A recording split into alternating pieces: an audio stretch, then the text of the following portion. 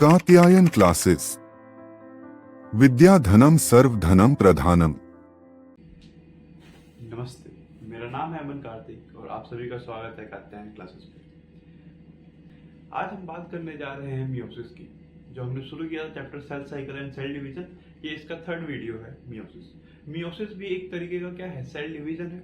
इससे पिछले वीडियोस में हमने बात करी थी इंटरफेस की और हमने बात करी थी माइटोसिस की। ठीक है, इस वीडियो में हम बात करने वाले हैं मियोसिस की। मियोसिस भी एक तरह का हमारे पास सेल डिवीजन है। तो कहां पर होता है? ये होता है हमारे जर्म सेल के अंदर। जो मेल के अंदर टेस्टिस है, जो फीमेल के अंदर ओवा है, उनके अंदर मौजूद सेल्स को हम जर्म सेल्स कहते हैं। वो जर्म सेल डिवाइड करते हैं और आपके पास गैमेट बनाते हैं। मेल के केस में वो गैमेट क्या होता है? स्पर्म होता है, बनता है स्पर्मेटोजेनेसिस के प्रोसेस के द्वारा। दूसरा है आपके पास, अगर हम फीमेल की बात करें तो फीमेल के गैमेटिक फॉर्मेशन को हम कहते हैं oogenesis, जो फीमेल के ओवरी में होता है। तो ये जो मेल में स्पर्मेटोजेनेसिस है और फीमेल में oogenesis है, ये दोनों ही आपके जर्म सेल्स के अंदर होते हैं और जर्म सेल के अंदर होता है हमारा मियोसिस, जिसकी वजह से हमारे पास क्या बनते हैं? गैमेट बनते हैं। क्या बनते हैं? गैमेट बनते हैं। मियोसिस को याद हो तो हमने पढ़ा था, मियोसिस एक तरीके का रिडक्शनल डिवीजन है। क्या है? रिडक्शनल डिवीजन है।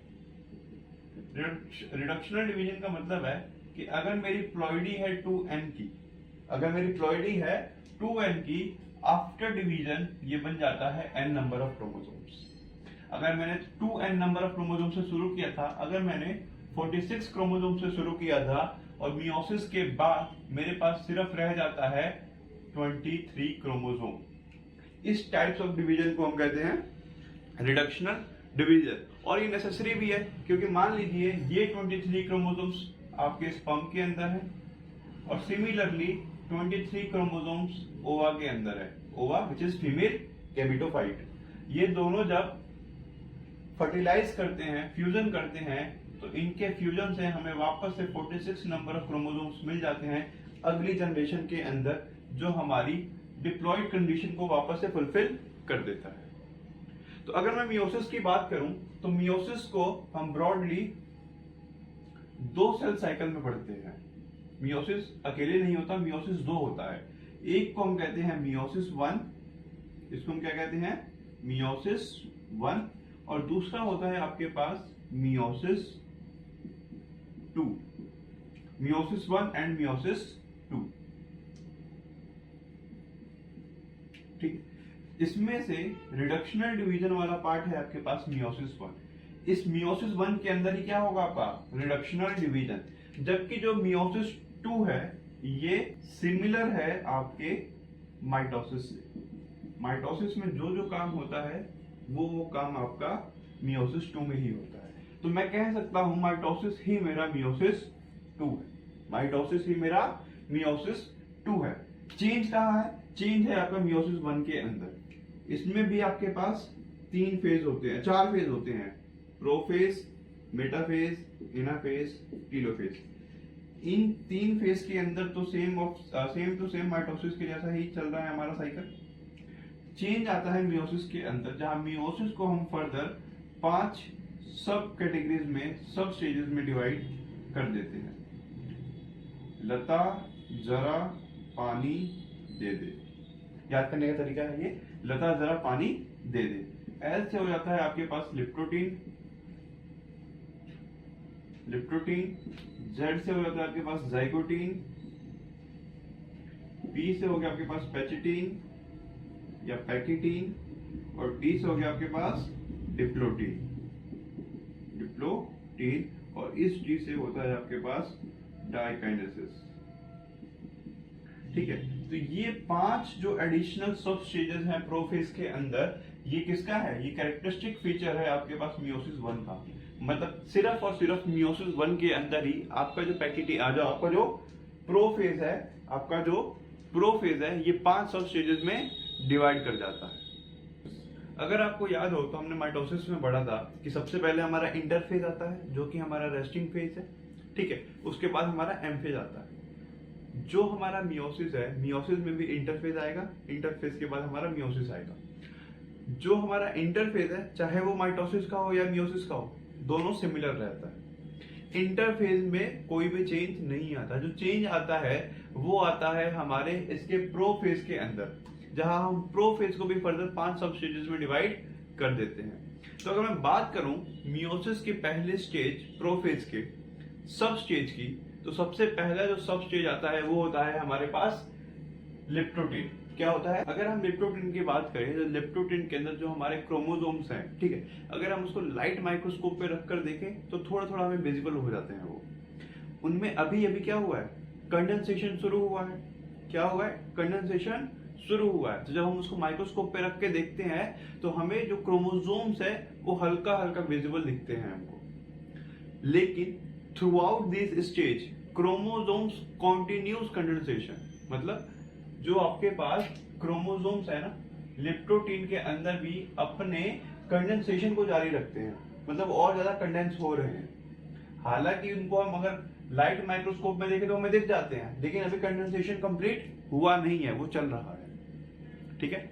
दूसरा, जो हमारा न्यूक्लियर मेम्ब्रेन है वो लिप्टोटिन स्टेज के अंदर धीरे धीरे टूटने लगता है। जैसे कि हमने बात करी थी माइटोसिस के प्रोफेज में, जो अगली प्रोफेज था उसके अंदर भी हमारा न्यूक्लियर मेम्ब्रेन टूटना शुरू हुआ था।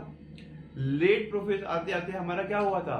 मेम्ब्रेन डिसअपियर कर गया था। वैसे ही लिप्टोटिन के अंदर हमारा माइक्रोस्कोप क्या होता है? अभी टूटना शुरू हुआ है जस्ट। जब हम डायकाइनेसिस पढ़ेंगे तो उसमें हम पढ़ेंगे कि उस टाइम पे हमारा जो न्यूक्लियर मेम्ब्रेन है वो कंप्लीटली क्या हुआ है? डिसअपियर कर गया है। लिप्टोटिन के बाद अगला जो स्टेज है हमारे पास, वो है हमारे पास जाइगोटिन। लिप्टोटिन के बाद जो अगला स्टेज है वो है हमारे पास जाइगोटिन। जाइगोटिन के अंदर होता है हमारे पास पेयरिंग ऑफ होमोलोगस क्रोमोसोम्स। जो होमोलोगस क्रोमोसोम्स है उनकी पेयरिंग होने लगती है। अब जिसको नहीं पता है कि होमोलोगस क्रोमोसोम्स क्या होते हैं, आइए देखते हैं। ये मान लीजिए ये है हमारे पास एक क्रोमोसोम और ये है मेरे पास दूसरा क्रोमोसोम। क्या है? दूसरा chromosome.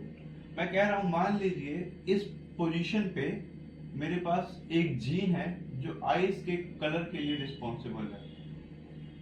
Black colour of your eyes के लिए रिस्पॉन्सिबल है जो जीन, वो इस पोजीशन पे लोकेटेड है। अगर होमोलोगस क्रोमोसोम होगा तो उसके भी इसी पोजीशन पे एक जीन होगा जो आईज के कलर के लिए रिस्पॉन्सिबल होगा। आईज के कलर के लिए रिस्पॉन्सिबल होगा।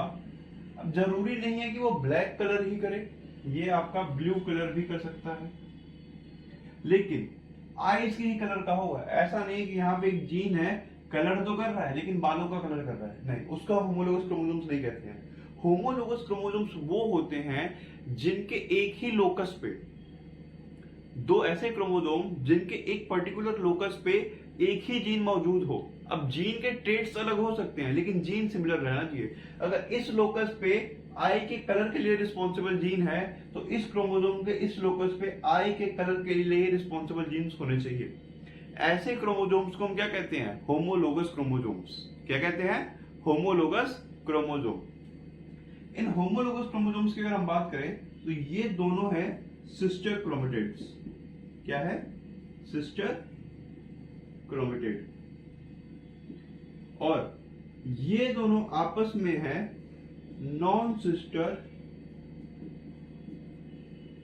क्रोमेटिड।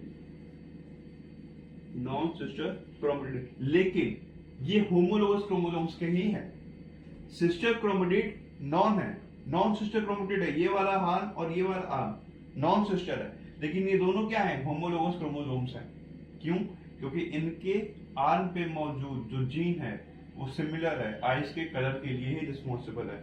अब जरूरी नहीं है सिर्फ आई के कलर का ही जीन हो, कोई भी जीन हो सकता है। लंबाई के लिए हो सकता है, हाइट के लिए हो सकता है, लेट से आपके बालों के लिए हो सकता है। तो अगर कोई जीन यहाँ पे मौजूद है और वो आपके हाइट के लिए रिस्पॉन्सिबल है, किसके लिए? हाइट के लिए, तो यहाँ पे जो जीन होगा वो भी आपके हाइट के लिए रिस्पॉन्सिबल होना चाहिए। सॉरी, यहाँ पे नहीं, यहाँ पे वो भी आपके हाइट के लिए रिस्पॉन्सिबल होना चाहिए। आई बात समझ में? इस तरीके के क्रोमोसोम्स को हम कहते हैं होमोलोगस क्रोमोसोम। अब इन होमोलोगस क्रोमोसोम में क्या हो रहा है, यहाँ पे पेयरिंग हो रहा है। क्या हो रहा है? Pairing of homologous chromosome. जब होमोलोगस क्रोमोसोम्स की पेयरिंग होती है तो ये बना लेते हैं बाइवेलेंट। क्या बना लेते हैं ये? बाइवेलेंट। जब दो होमोलोगस क्रोमोसोम्स आपस में पेयर कर जाते हैं उसके बाद जो हमें स्ट्रक्चर मिलता है उस स्ट्रक्चर को हम कहते हैं बाइवेलेंट। क्या कहते हैं? बाइवेलेंट। अब सर ये पेयरिंग कैसे हो पा रही है दो होमोलोगस क्रोमोसोम्स के बीच में? यहाँ पे पेयरिंग कैसे हो पा रही है? तो अगर मैं बताऊंगा आप लोगों को कि यहाँ पे पेयरिंग कैसे हो रही है, तो इन दो होमोलोगस क्रोमोसोम्स के बीच में एक फेविकोल जैसा मटेरियल आके लग जाता है कुछ इस तरीके से। इसको हम कहते हैं साइनेप्टोनेमल कॉम्प्लेक्स। क्या कहते हैं इसको हम? साइनेप्टोनेमल कॉम्प्लेक्स। ये जो साइनेप्टोनेमल कॉम्प्लेक्स है ये दोनों होमोलोगस क्रोमोसोम्स को क्या करता है? पेयरिंग कराने में हेल्प करता है, जोड़ के रखता है। यही साइनेप्टोनेमल कॉम्प्लेक्स। पैकेटिंग। अगर मैं बात करूं पैकेटिन की, तो पैकेटिन में हमें देखने को मिलता है अपीयरेंस ऑफ रिकॉम्बिनेंट नोड्यूल। क्या होता है ये रिकॉम्बिनेंट नोड्यूल? देखिए, जैसे मान लीजिए मेरे पास ये है एक क्रोमोसोम,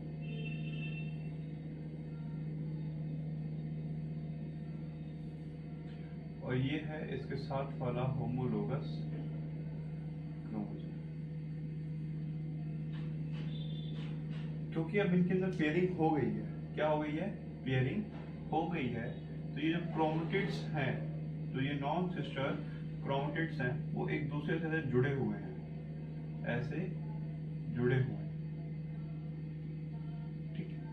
तो यहाँ पर जो आप साइड देख रहे हैं, ये वाला जो साइड है, इसी को ही हम कहते हैं रिकॉम्बिनेंट नोड्यूल। क्या कहते हैं? Recombinant nodule. और यहीं पे हमारे पास होता है क्रॉसिंग ओवर। क्या होता है? Crossing over. Crossing over basically होता है exchange of genetic material. Crossing over क्या होता है? क्रॉसिंग ओवर होता है आपके पास एक्सचेंज ऑफ जेनेटिक मटेरियल। और ये कहां पर हो रहा है? किसके बीच में एक्सचेंज हो रहा है जेनेटिक मटेरियल का? जो नॉन सिस्टर क्रोमेटिड्स हैं होमोलोगस क्रोमोसोम्स के, उनके बीच में जो नॉन सिस्टर क्रोमेटिड्स हैं, जो ये और ये हैं होमोलोगस क्रोमोसोम्स के, इनके बीच में एक्सचेंज होता है जेनेटिक मटेरियल का। जैसे मैंने आपको बताया था कि यहाँ पे मैं मान लेता हूं ब्लैक आई का जीन है और यहाँ पे मेरे पास ब्लू आई का जीन है। किसका है? ब्लू आई का जीन है। यहाँ पे आपको गोरा करने का जीन है और यहाँ पे आपको सांवला करने का जीन है। अब देखिए क्या हो रहा है, आप गोरे हैं और आपकी आंखें काली हैं, और एक बंदा सांवला है और उसकी आंखें नीली हैं। अगर क्रॉसिंग ओवर हो जाता है तो ये ब्लू वाला जीन इधर आ जाएगा और ब्लैक वाला जीन उधर चला जाएगा। तो अब गोरे के साथ साथ आपकी आंखें क्या होंगी? ब्लू होंगी। तो ये फायदा होता है हमारे पास किसका? क्रॉसिंग ओवर का। जेनेटिक मटेरियल में क्या होते रहता है? बदलाव होता रहता है, जो कि अच्छी बात है। अगर क्रॉसिंग ओवर होगा, क्रॉसिंग ओवर से हमारे रिकॉम्बिनेशन होता है। क्रॉसिंग ओवर से क्या होता है? रिकॉम्बिनेशन होता है, और रिकॉम्बिनेशन लीड टू वेरिएशन, और further variation lead to evolution. तो हमें कहीं ना कहीं क्रॉसिंग ओवर की नीड तो है। तो वो कहां से हो रहा है हमारे पास? डिप्लोटीन पैकेटिन स्टेज में होता है, जहां पे नॉन सिस्टर क्रोमेटिड्स के बीच में एक्सचेंज ऑफ जेनेटिक मटेरियल होता है, जिसको हम क्या कहते हैं? जिसको हम कहते हैं क्रॉसिंग ओवर। और ये क्रॉसिंग ओवर से होता है रिकॉम्बिनेशन। रिकॉम्बिनेशन क्या होता है? Change in genetic material. Crossing over में एक्सचेंज हुआ जेनेटिक मटेरियल का, तो कहीं ना कहीं चेंज भी तो आया। अगर मैंने इससे कुछ लिया है और उससे कुछ लिया है, तो कहीं ना कहीं कुछ तो चेंजेस आए होंगे मेरे अंदर। उस चेंज इन जेनेटिक मटेरियल को हम क्या कहते हैं? रिकॉम्बिनेशन। और ये रिकॉम्बिनेशन ऐसे ही नहीं हो जाता है, इसके लिए हमें एक एंजाइम चाहिए होता है। उस एंजाइम का नाम है हमारे पास रिकॉम्बिनेज। क्या नाम है हमारे पास? रिकॉम्बिनेज एंजाइम लगता है, तब जाके कहीं ना कहीं हमारे नॉन सिस्टर क्रोमेटिड्स के बीच में क्या हो पाता है, रिकॉम्बिनेशन हो पाता है, क्रॉसिंग ओवर हो पाता है। अगला स्टेज है हमारे पास डिप्लोटीन स्टेज। क्या है अगला स्टेज है हमारे पास, डिप्लोटीन स्टेज। डिप्लोटीन स्टेज की मैं बात करूं तो यहाँ पे जो साइनेप्टोनेमल कॉम्प्लेक्स जाइगोटीन में बना था वो इसमें डिसअपीयर होने लगता है, डिसॉल्व होने लगता है। दूसरा, जो आपके पास होमोलोगस क्रोमोसोम्स हैं वो कुछ कुछ जगहों पे जुड़े रह जाते हैं, बाकी जगहों से अलग हो जाते हैं। जहां पे वो जुड़े रहते हैं वहां पे हमें एक्स शेप का एक स्ट्रक्चर देखने को मिलता है जिसको हम कहते हैं कैस्मेटा। कैसे, जैसे कि मान लीजिए मेरे पास ये एक क्रोमोसोम, ये उसका एक आर्म, सॉरी ये मेरे पास एक क्रोमोसोम, उसका एक आर्म, ये दूसरा आर्म, तीसरा आर्म, चौथा आर्म। अब ये यहां से ऐसे जुड़े हुए हैं, ठीक है। तो यहाँ पे एक एक्स शेप का स्ट्रक्चर देखने को मिलता है। इस एक्स शेप स्ट्रक्चर को हम कहते हैं कैस्मेटा। एक्चुअली में क्या हो रहा है, रिकॉम्बिनेशन के अंदर, क्रॉसिंग ओवर के अंदर, मान लीजिए ये है एक होमोलोगस क्रोमोसोम का क्रोमेटिड और ये है होमोलोगस क्रोमोसोम का क्रोमेटिड। दोनों ही क्रोमोसोम्स अलग अलग हैं, दोनों ही क्रोमेटिड्स क्या हैं, सिस्टर क्रोमेटिड्स हैं, सॉरी नॉन सिस्टर क्रोमेटिड्स हैं।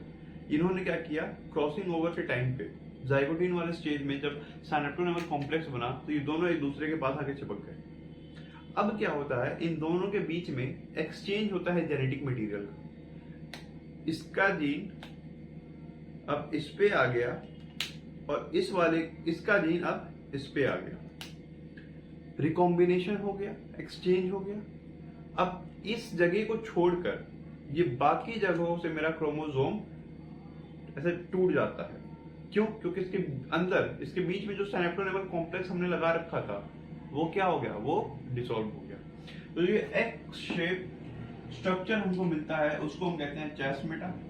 और अगर आपको याद हो तो हमने अभी बाइवेलेंट के बारे में पढ़ा था, जब होमोलोगस क्रोमोसोम्स पेयर कर जाते हैं उनको हम क्या कहते हैं, बाइवेलेंट। यही बाइवेलेंट फर्दर कंडेंस होके हमारे पास बनाते हैं टेट्राइड। क्या बनाते हैं, टेट्राइड बनाते हैं, फर्दर कंडेंस होके टेट्राइड बनाते हैं। ये जो oocyte है वर्टिब्रेट्स का, उनके अंदर डिप्लोटीन महीनों इवन सालों तक चलता रहता है। डायकाइनेसिस या डायकाइनेसिस इज द लास्ट सब स्टेज ऑफ प्रोफेज, जिसके अंदर हमारे पास न्यूक्लियर एनवेलप डिसअपीयर हो रहा है। गोल्जी बॉडी, एंडोप्लाज्मिक रेटिकुलम और न्यूक्लियोलस ये भी क्या कर रहे हैं, डिसअपीयर कर रहे हैं। जैसे कि हमने माइटोसिस के अंदर प्रोफेज पढ़ा था, प्रोफेज का एंड आते आते हमारे पास स्पिंडल फाइबर्स जो हैं क्या करने लगते हैं, फॉर्म होने लगते हैं, ऑपोजिट पोल से स्पिंडल फाइबर निकलने लगते हैं। वैसे ही डायकाइनेसिस आते आते मियोसिस के अंदर स्पिंडल फाइबर का फॉर्मेशन शुरू हो जाता है।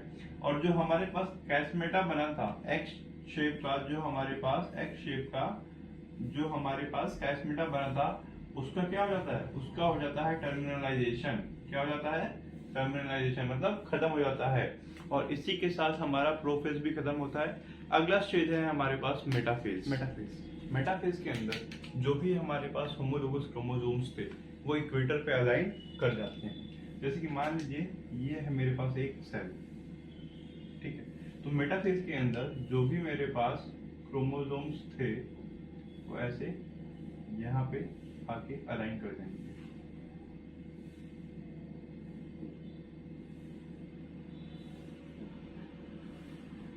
ये होमोलोगस क्रोमोसोम्स थे मेरे पास, वो मेरे इक्वेटर पे आकर अलाइन कर। यहाँ से क्या निकला है, स्पिंडल। यहाँ से क्या निकल के आ रहा है, स्पिंडल फाइबर। सेंट्रियोल है मेरा, ये सेंट्रियोल मेरे क्रोमोसोम्स पे आके चिपक जाते हैं। स्पिंडल फाइबर जो ये सेंट्रियोल जो स्पिंडल फाइबर फेंक रहा है वो मेरे क्रोमोसोम्स पे आकर चिपक गए। मेटाफेज में ये इक्वेटर पे अलाइन करते हैं और एनाफेज आते आते क्या होता है, ये जो होमोलोगस क्रोमोसोम्स थे वो एक दूसरे से सेग्रीगेट कर जाते हैं और ऑपोजिट पोल्स की तरफ मूव करने लगते हैं। कहाँ चले जाते हैं, ऑपोजिट पोल्स पर मूव करने लगते हैं। अगर याद हो तो हमने माइटोसिस के अंदर पढ़ा था कि splitting of chromosome, splitting of centromere हो जाता है एनाफेज के अंदर। क्या हो जाता है? Splitting of centromere. लेकिन अगर हम बात करते हैं मियोसिस के एनाफेज 1 की, तो यहाँ पे कोई भी स्प्लिटिंग ऑफ सेंट्रोमियर नहीं होता। यहाँ पे सेग्रीगेशन होता है क्रोमोसोम्स का। क्या होता है? सेग्रीगेशन ऑफ क्रोमोसोम्स का। और जो आपका ये एनाफेज है, क्या है ये? Anaphase 1, prophase 1, metaphase 1, anaphase 1, telophase 1। तो ये जो आपके पास एनाफेज 1 है, इसी को ही हम कहते हैं रिडक्शनल डिवीजन। क्या कहते हैं हम? Reductional division. सर कैसे? आइए बताता हूं कैसे। मान लीजिए कि प्रोफेज के अंदर मेरे पास 6 क्रोमोसोम्स थे। क्या थे? 6 क्रोमोसोम। जब ये जुड़े तो बायवेलेंट बने। बायवेलेंट कितने बने? सर 3 के पेयर में बने, 3 बायवेलेंट बने। सेग्रीगेशन पेयरिंग हो गया होमोलोगस क्रोमोसोम्स का, तो 3 पेयर बन गए मेरे पास होमोलोगस क्रोमोसोम्स के। जब मेरा मेटाफेज आया तो क्रोमोसोम्स तो 6 थे, लेकिन पेयरिंग कितनी थी? 3 थी। एनाफेज 1 में सेग्रीगेशन हो गया किसका? क्रोमोसोम्स का। तो अब मैं ये कह सकता हूं कि मेरे इस पार्ट पे यहां पे 3 क्रोमोसोम्स हैं और यहां पे 3 क्रोमोसोम्स हैं। 3 क्रोमोसोम ऊपर, 3 क्रोमोसोम नीचे। जब टेलोफेज आएगा तो यहाँ पे न्यूक्लियस बन जाएगा और इसके बाद फर्दर साइटोकाइनेसिस हुआ। क्या हुआ? साइटोकाइनेसिस हो गया। तो अब मेरे पास जो 2 डॉटर सेल्स बने, उनके अंदर 3 नंबर ऑफ क्रोमोसोम्स हैं। 3 क्रोमोसोम इसके अंदर, 3 क्रोमोसोम उसके अंदर। लेकिन शुरुआत तो हमने 6 क्रोमोसोम से करी थी। यहाँ पे क्या हुआ? हमने शुरुआत तो 6 क्रोमोसोम से करी, लेकिन एनाफेज के अंदर आते आते हमारे पास नंबर ऑफ क्रोमोसोम्स क्या हो गए? 3-3 के ग्रुप में डिवाइड हो गए। किसमें डिवाइड हो गए? 3-3 के ग्रुप में। अगर याद हो तो हमने माइटोसिस में पढ़ा था कि वहां पर स्प्लिटिंग हो जाता है किसका? सेंट्रोमियर का। जब सेंट्रोमियर स्प्लिट कर जाता है तो मेरे पास नंबर ऑफ क्रोमोसोम्स भी बढ़ जाते हैं। लेकिन यहाँ पे स्प्लिटिंग ऑफ सेंट्रोमियर नहीं होता, यहाँ पे सेग्रीगेशन होता है क्रोमोसोम्स का, जिसकी वजह से जो मेरे क्रोमोसोम्स हैं, आधे क्रोमोसोम्स एक पोल पे, आधे क्रोमोसोम्स दूसरे पोल पे। जब वहां पे साइटोकाइनेसिस हो रहा है तो मुझे 3-3 क्रोमोसोम मिल रहे हैं डॉटर सेल के अंदर। तो इस स्टेज को हम कहते हैं रिडक्शन। और इसीलिए जो मियोसिस 1 है उसको हम क्या कहते हैं? Reductional division. और मोर स्पेसिफिक एनाफेज 1 के अंदर होता है हमारा रिडक्शनल डिवीजन। क्या हो रहा है एनाफेज के अंदर? Segregation of homologous chromosomes. मैंने अभी आपको बताया no splitting of centromere. Centromere split नहीं कर रहा है, होमोलोगस क्रोमोसोम्स जो थे वो सेग्रीगेट कर रहे हैं। ये भी मैंने आपको बताया अभी। दूसरा है chromosomes moves towards the opposite pole. जब ये ऑपोजिट पोल पर जाएंगे तो क्या हो जाएंगे? डीकंडेंस हो जाएंगे, वापस से डीकंडेंस हो जाएंगे। और टेलोफेज में क्या होता है? न्यूक्लियर एनवेलप वापस से बन जाता है। न्यूक्लियर एनवेलप रीअपियर किसके अंदर? टेलोफेज 1 के अंदर। गोल्जी बॉडी, एंडोप्लाज्मिक रेटिकुलम और न्यूक्लियोलस ये भी वापस से क्या कर जाते हैं? रीअपियर कर जाते हैं। और जो हमारा क्रोमोसोम है वो कैसा हो गया? डीकंडेंस हो गया। तो ये था हमारे पास मियोसिस 1। अभी अभी हमने पढ़ा टेलोफेज। टेलोफेज के अंदर हमने पढ़ा कि जो हमारे पास न्यूक्लियर मेम्ब्रेन है वो वापस से अपीयर कर जाती है कहाँ पे? सेल्स के पोल के पास, यहाँ पे और यहाँ पे। अगर इसमें क्या हो गया? हमारे पास साइटोकाइनेसिस हो गया। क्या हो गया? साइटोकाइनेसिस अगर हो गया तो यहाँ से क्या हो जाएगा? Division of cytoplasm. क्या हो जाएगा? Division of cytoplasm. और हमें क्या देखने को मिलेंगे? 2 डॉटर न्यूक्लियाई। ये कैसे होंगे? हैप्लॉइड होंगे। क्यों? क्योंकि यहाँ पे मैंने भी आपको बताया था सेग्रीगेशन ऑफ क्रोमोसोम्स हो जाता है। क्या बन जाएंगे? हैप्लॉइड सेल्स बन जाएंगे। तो मियोसिस 1 के बाद अगर मैं बात कहूं, मियोसिस 1 के बाद आता है हमारे पास रेस्टिंग फेज। क्या आता है? Resting phase. इस रेस्टिंग फेज की 2 बातें हैं। इस रेस्टिंग फेज की 2 बातें हैं। पहली बात ये कि ये बहुत ही छोटे समय के लिए होता है। क्या होता है? For very small period. Small period के लिए होता है ये। बहुत जल्दी हमारा रेस्टिंग पीरियड ओवर हो जाता है। दूसरा, इस रेस्टिंग फेज के अंदर मियोसिस के बाद और मियोसिस 2 से पहले जो रेस्टिंग फेज होता है इसके अंदर कोई भी डीएनए का रेप्लिकेशन नहीं होता। क्या नहीं होता? डीएनए का रेप्लिकेशन नहीं होता। और फिर हमारा शुरू हो जाता है हमारे पास मियोसिस 2। तो इसको हम एक और नाम से जानते हैं, इसको हम कहते हैं इंटरकाइनेसिस। क्या कहते हैं हम इसको? इंटरकाइनेसिस। क्या कहते हैं? इंटरकाइनेसिस। इंटरकाइनेसिस होता है time interval between two successive meiosis. Meiosis 1 and meiosis 2 के बीच का जो टाइम इंटरवल है उसको ही हम इंटरकाइनेसिस कहते हैं। इसके बाद जो आपका मियोसिस 2 है, क्या है?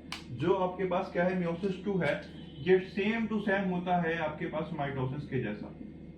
किसके जैसा? माइटोसिस के जैसा, सेम टू सेम। और माइटोसिस हम ऑलरेडी पढ़ चुके हैं। मैं आपको बस ये बता, माइटोसिस के अंदर क्या होता है? Equational division. अभी हमने पढ़ा कि जब मियोसिस 1 हुआ तो हमने शुरू किया था 6 क्रोमोसोम से, हमारे पास आ गए 3 क्रोमोसोम एक सेल के अंदर। तो मैं कह रहा हूं इसके अंदर क्या है? 3 क्रोमोसोम्स है न्यूक्लियस के अंदर। प्रोफेज में न्यूक्लियर मेम्ब्रेन क्या होगा? डिसअपियर हो जाएगा। आपका डीएनए क्या हो जाएगा? कंडेंस हो जाएगा। Meiosis 2 is same to same as mitosis. तो हमें इसमें कुछ डिफरेंस नहीं देखने को मिलता है। जो माइटोसिस है वही आपका मियोसिस 2 है। मैं आपको माइटोसिस ऑलरेडी पढ़ा चुका हूं, इसलिए बहुत फटाफट मैं आपको बस बता देता हूं कि क्या होगा। 3 क्रोमोसोम्स हैं आपके अंदर। जब ये मेटाफेज के अंदर जाएंगे, मेटाफेज के अंदर जाएंगे तो ये अपने आप को इक्वेटर पर अलाइन कर लेंगे। कहाँ अलाइन कर लेंगे? इक्वेटर पर। ठीक है। इसके बाद क्या जाता है हमारे पास? Telophase, sorry anaphase. क्या जाता है? एनाफेज। एनाफेज के अंदर ये 2 है, एनाफेज 2 और ये प्रोफेज आपका 2। इस एनाफेज 2 के अंदर होता है हमारे पास स्प्लिटिंग ऑफ